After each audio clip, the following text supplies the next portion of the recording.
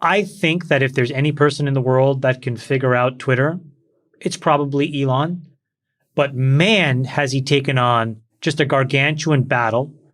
And increasingly, I am not a fan of this battle, and I'll tell you why. This is a man who has essentially proven that he can bend the laws of physics on behalf of humanity. He's done it twice, once in electric cars and once in rocketry. The problem is that the realm of decision-making at Twitter has nothing to do with the laws of physics and is governed by emotions and psychology, in which there is no canonically right answer. And so he's quickly finding out that half the population will always find fault with him, no matter what he does. And now the implication of that becomes very important.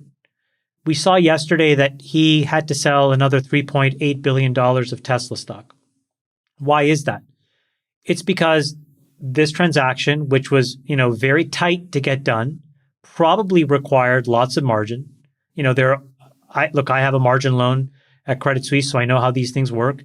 And you can very quickly get margin called. You have to sell down things that you own in order to maintain your collateral limits. We've talked about this before. And that's because, again, not because of the demand at Tesla, as far as we can tell, but because people believe he's distracted. And so people are anticipating weakness at Tesla. People are now shorting the stock. Anyways, it's causing this downward spiral. And can he fix it? I think so. Can he pull it all out? Sure. Is it just putting himself under an enormous amount of pressure that he could have avoided? Somewhat, yes.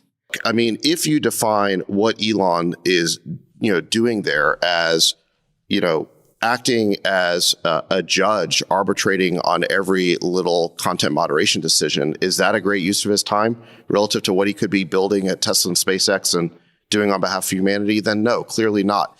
But if you define what he's doing in the larger sense as restoring free speech to the most important town square social network, hopefully thereby inspiring other tech companies to move in the direction of opening things up, then I actually think it's a pretty good use of his time. Hopefully he'll find some people at Twitter who he can empower and trust to make these content moderation decisions so he's not drawn into every single little battle, right? We do want him focused on the highest priority problems. My point is just that I get that. I just think that what he's learning and what we're living and seeing in real time is that there is no canonically right decision ever in this space. There's only a decision where some percentage will support and some percentage will always be against. That's my point.